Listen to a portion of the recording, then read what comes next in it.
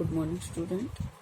हम कर रहे थे रिसोर्सेज। हम लोएस पढ़ लिया था हमने, और क्या कर लिया था हमने, क्या क्या पढ़ लिया था हमने, लोएस, मैग्नीज, बॉक्साइट, तांबा, ये सब हमने कर लिया था, और भारत में इनका वितरण भी कर लिया था। ठीक है, अब हमारे पास और आती है माइका। क्या आती है? Mica. Mineral and power resources में हम माइका, और भी बहुत सारी धातुएं हैं जो हमारे इसमें आती है, लेकिन हम सिर्फ मेन करेंगे, बाकी सब आप अगर चाहे तो कर लेंगे। इसके बाद हम करेंगे इनका संरक्षण। माइका अभर्क, ये क्या है? ये एक ऐसा खनिज है जो प्लेटो और पत्रण क्रम में पाया जाता है। ठीक है, कैसे? प्लेटो और पत्रण क्रम में पाया जाता है। इनकी जो चादरें होती हैं उनमें क्या होता है, विभाजन आसानी से हो सकता है उनका। ठीक है, ये जो इनकी जो परतें होती है ये बहुत महीन भी हो सकती है, और इसकी 1000 परतें कुछ सेंटीमीटर ऊंचाई में भी समाहित हो सकती है। ठीक है, मतलब ये इतनी पतली भी हो सकती है कि 1000 परतें सिर्फ कुछ सेंटीमीटर की उसमें आ जाए, सिर्फ कुछ सेंटीमीटर की, मतलब इतनी पतली होती है ये। ठीक है, ये पारदर्शक होता है और लचीला होता है। ठीक है, अभर्क का उपयोग मुख्यतः किसमें किया जाता है? विद्युत और इलेक्ट्रॉनिक्स उद्योग में किया जाता है।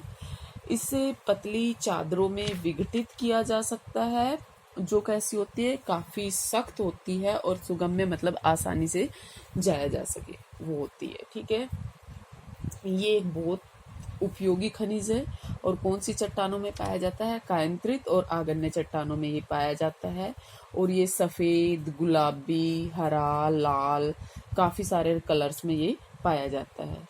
ठीक है, अभर्क की अगर हम बात करें तो इसकी 3 मुख्य किस्में हैं। कौन कौन सी है?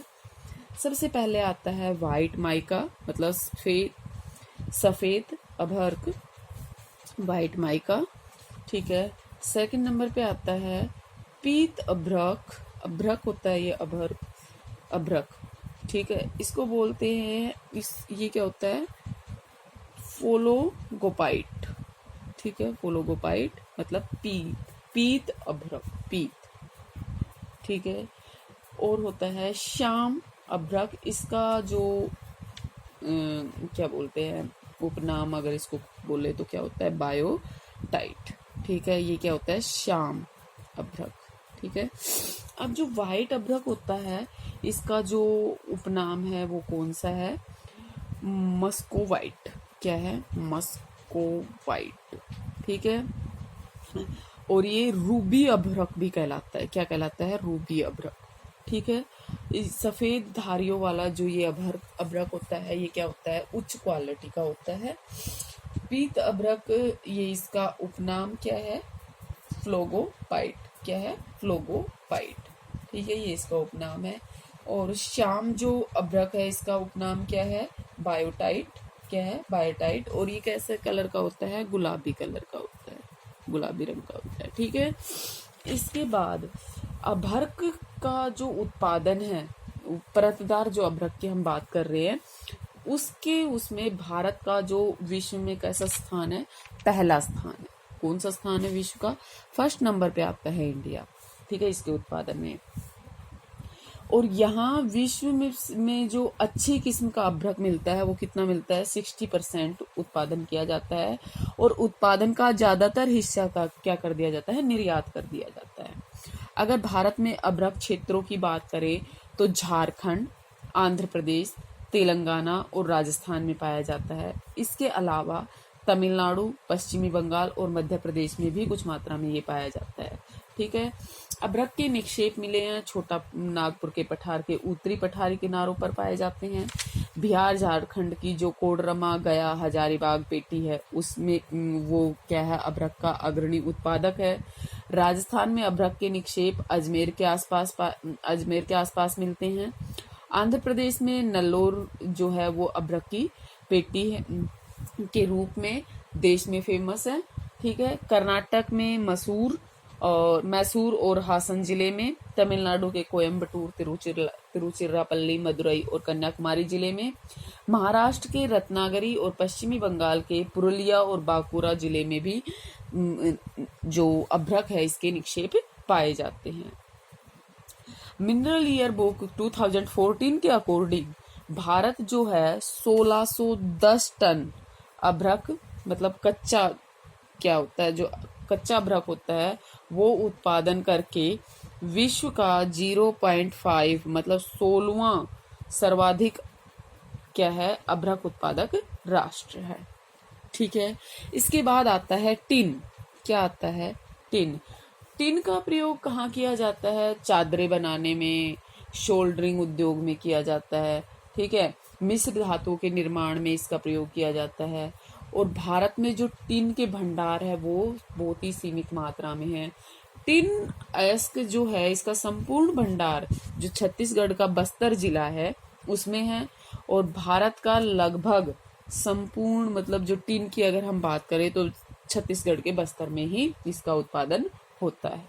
ठीक है, अब हम चट्टानी खनिजों की बात करें तो जो लाइमस्टोन है, चूना पत्थर जो है, उस चूना पत्थर के बारे में भी हम कर लेते हैं। चूना पत्थर, ठीक है, चूना पत्थर के भंडार अवसादी चट्टानों में पाए जाते हैं, और ये क्या करते हैं, प्री कैम्ब्रियन काल से लेकर आज तक केवल गोंडवाना को छोड़कर सभी भौगोलिक सेल समूह में ये पाए जाते हैं। गोंडवाना में तो ये नहीं पाए जाते, लेकिन सभी सेल समूहों में ये पाए जाते हैं भौगोलिक संरचना में। ठीक है, चूना पत्थर क्या होता है? कैल्शियम कार्बोनेट होता है, CaCO3 ये होता है, और गोंडवाना को छोड़कर मैंने बताया सभी अवसादी शैलों में ये पाया जाता है। इसका प्रयोग किस में किया जाता है? देखो, सीमेंट में होता है 76%, ठीक है, लोह इस्पात में होता है 16%, चीनी, कागज, उर्वरक और फेरो मैग्नीज उद्योगों में इसका प्रयोग होता है 4%।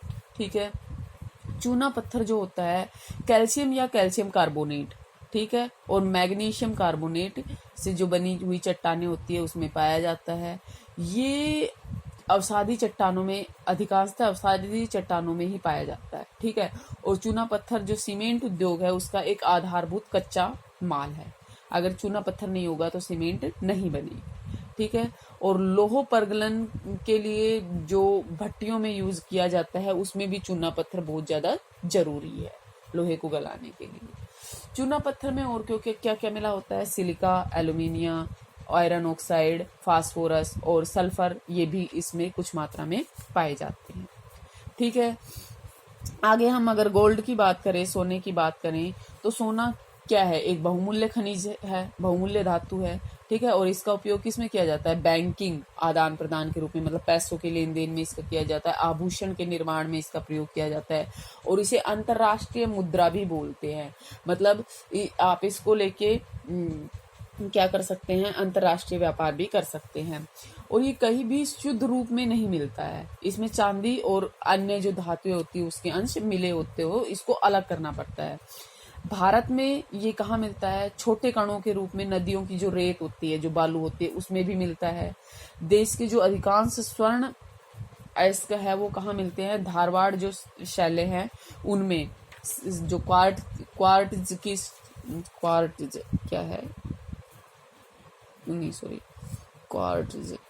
की जो शिराएं होती है उसमें से प्राप्त होता है। भारत में 3 प्रमुख खाने हैं किसकी?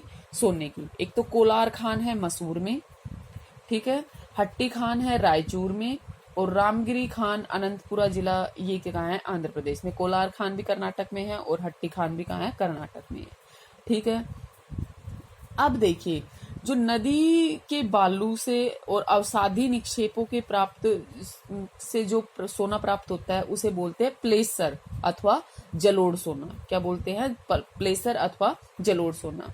जो झारखंड राज्य है उसकी जो स्वर्ण रेखा नदी है उसमें क्या होता है? जो ये प्लेसर गोल्ड है, ठीक है, ये जो प्लेसर सोना है ये क्या ये पाया जाता है कहाँ? स्वर्ण रेखा नदी में। ठीक है, सोने की मतलब परत के रूप में ये पाया जाता है। प्लेसर सोना जो झारखंड के सिंहभूम जिले में और छोटा नागपुर के अन्य भागों में भी पाया जाता है। ठीक है, और ये कहाँ पाया जाता है? आग्नेय और कायांतरी चट्टानों में नसों के रूप में ये पाया जाता है। नसों मतलब ऐसे नशा, वो वाला नशा नहीं, नसों के रूप में मतलब जो आपकी वेन्स होती है उसके रूप में ये पाया जाता है। ठीक है। देश में सोने की मात्रा जो है वो क्या है? बहुत कम है, और इसके कारण इसकी जो मांग है और जो मूल्य है वो क्या है? बहुत ज्यादा है। सोने का अगर उत्पादन और भंडारण में जो कर्नाटक राज्य है वो सबसे आगे है। कर्नाटक की जो हट्टी गोल्ड माइन कंपनी है वो भारत की एकमात्र सोना उत्पादक कंपनी है। कौन सी? हट्टी गोल्ड माइन कंपनी जो कर्नाटक की है वो भारत की एकमात्र सोना उत्पादक कंपनी है। और भारत में लगभग 90% सोना कहाँ पाया जाता है? कर्नाटक राज्य से ही आता है 90%। अब आप सोच लो 10% और इधर उधर से आ जाता है। ठीक है। फिर इसके बाद आता है हीरा। हीरा भी एक क्या है? बहुमूल्य खनिज है। और ये जो कोयला बनता है ना, कोयले का ही शुद्ध रूप है ये। ठीक है, कार्बन। और इसे प्रकृति की सबसे कठोर धातु माना जाता है। ठीक है, कठोर तत्व जो है ये है, और ये कार्बन का अवरूप है। हीरा जो है ये कहाँ मिलता है? बुंदेलखंड मध्य प्रदेश के विंध्य क्षेत्र में, आंध्र प्रदेश के कुर्नूल अनंतपुर में, और कर्नाटक के रायचूर में ये पाया जाता है। मध्य प्रदेश का जो पन्ना जिला है वो भारत में हीरे के उत्पादन के लिए फेमस है। ठीक है। भारत का जो नाम है वो अत्यंत प्राचीन काल से ही विश्व में हीरे के लिए प्रसिद्ध रहा है। जो कोहिनूर हीरा है वो कहाँ से निकाला गया था? भारत से ही निकाला गया था सबसे पहले। और कहाँ? गोलकुंडा जो तेलंगाना की खान है वहां से निकाला गया था। ठीक है। और जो कोहिनूर है वो क्या है? आकर्षण का केंद्र रहा है। 2014 और 15 में बात करें तो हीरे की कुल उत्पादन रहा था भारत में 35,724 कैरेट। ठीक है, ये आप इसका किसका? हीरे का उत्पादन रहा था। ठीक है। और भी बहुत सारी क्या है ये धातुएं है, जैसे जिप्सम है, क्रोमाइट है, जस्ता है, ग्रेफाइट है, बायराइट है, काइनाइट है, टाइटेनियम है, सिलेमेनाइट है, सिल्वर है, मैग्नेसाइट है, सेटेटाइट है, लवण है, डोलोमाइट है। ये बहुत सारे हैं। और इनके बारे में इसके बाद हमें पढ़ना है कौन सी पावर रिसोर्सेज जिसमें कोयला वगैरह आते हैं। इससे पहले हम कर लेते हैं इन खनिज संसाधनों का संरक्षण। ठीक है, खनिज संसाधनों का खनिजों का संरक्षण कर लेते हैं हम इससे पहले। तो जो खनिज है, कंजर्वेशन ऑफ मिनरल्स का क्या हो जाएगा? खनिजों के संरक्षण में क्या आ जाएगा कि ये जो खनिज है ये क्या है? अनवीकरणीय संसाधन है, मतलब इनका दोबारा से नवीकरण नहीं हो सकता। ठीक है। और खनिजों के निर्माण में बहुत लंबा समय लगता है, करोड़ों हजारों वर्ष का टाइम लग जाता है इनके निर्माण में। और मानव ये जो उपभोग है, मानव इसका उपभोग धड़ल्ले से करता है। तो इसकी जो मानव के उपभोग की दर देखी जाए और इसके बनने की दर देखी जाए तो उसकी तुलना में, मानव के उपभोग की दर की तुलना में ये क्या है? बहुत ही धीमी है। ठीक है। और जो खनिज निर्माण की भूगर्भिक प्रक्रियाएं हैं वो इतनी धीमी है कि उनके वर्तमान अगर उपभोग की दर से इसकी तुलना की जाए तो ये उनके पुनर्भरण की जो दर है वो क्या है? बहुत ही स्लो है। इसलिए खनिज जो संसाधन है इनका सीमित और क्या किया जाए? सीमित प्रयोग किया जाए। ठीक है। और ये संसाधन वैसे भी सीमित है और अनवीकरण योग्य है। ठीक है। और समृद्ध खनिज निक्षेप हमारे देश की जो अमूल्य जो संपत्ति होती है वो है, लेकिन ये क्या है? अल्पजीवी है। ठीक है। खनन की जो प्रक्रिया होती है उसमें जो बर्बाद होता है खनिजों का उसको घटाना आवश्यक है ताकि खनिजों का संरक्षण किया जा सके। इसके अलावा धातुओं का जो पुनर्चक्रण होता है वो एक तरीका है जिससे खनिज संसाधनों को क्या किया जा सकता है? संरक्षित किया जा सकता है। जैसे लोहा है, लोहे को क्या किया जा सकता है? बार बार इसका पुनर्चक्रण किया जा सकता है। ठीक है। सोना है, चांदी है, इनका क्या है? पुनर्चक्रण संभव है। और एक बार समाप्त होने पर क्या हो सकता है? इनकी पुनः पूर्ति संभव नहीं हो पाती। आप ये सोचो कि जैसे मान लो पानी है, पानी आपने बिखेर दिया तो आपको पानी तो क्या है, मतलब बार बार मिलता रहता है। वायु क्या है, आपने गैस, आपने कार्बन डाइऑक्साइड छोड़ दी, आपने ऑक्सीजन ले ली, दोनों क्या ली, कार्बन डाइऑक्साइड ली और ऑक्सीजन छोड़ी। ये मतलब ये एक बैलेंस बना हुआ है। लेकिन ये जो अगर ये जो खनिज है, अगर ये एक बार समाप्त हो जाते हैं तो दोबारा से नहीं बनते। कुछ खनिज है जिनका रिसाइकलिंग संभव है, लेकिन कुछ, अगर हम पावर रिसोर्सेज की बात करें तो उनका तो रिसाइकलिंग भी संभव नहीं है। तो क्या किया जा सकता है, इनका पुनर्चक्रण किया जा सकता है। ठीक है। और जो अयस्कों का लगातार जो खनन होता रहता है ना, सॉरी, जो अयस्कों का लगातार खनन होता रहता है, उससे क्या होता है, लागत जो है वो बढ़ती है। क्योंकि जैसे जैसे खनिजों का उत्खनन होता है, उत्खनन की जैसे जैसे गहराई बढ़ती जाती है, उसके साथ उसकी जो गुणवत्ता है वो क्या होती जाती है, घटती चली जाती है। ठीक है। धातुओं का जो पुनर्चक्रण है, वो रद्दी धातुओं का प्रयोग और उनकी जो प्रतिस्थापनों का उपयोग है, वो भविष्य में जो हमारे खनिज संसाधन है उसके संरक्षण के उपाय हैं। क्या? धातुओं का पुनर्चक्रण और रद्दी जो धातुओं का प्रयोग है और अन्य प्रतिस्थापन, मतलब इसके स्थान पर किसी और का यूज कर लिया जाए, वो हमारे लिए क्या है, खनिज संसाधनों के संरक्षण के रूप में हम उनका एक उपाय के रूप में हम उनको ले सकते हैं। ठीक है। और पेट्रोलियम संसाधन तो क्या है, पहले से ही कमी है और इसके लिए तो भारत को किसकी जरूरत है, विवेकपूर्ण संरक्षण नीति की आवश्यकता है। ठीक है। जैसे इनके स्थान पर ऐसे, जैसे पेट्रोल के स्थान पर जैसे सीएनजी का प्रयोग होने लगा है, तो भारत को इस और भी ऐसे उसकी जरूरत है ताकि वो इनका संरक्षण कर सके। ठीक है। इसके अलावा आपको जो भी उपयोग लगते हैं या जो संरक्षण के उपाय लगते हैं आप वो कर सकते हैं। Thank you.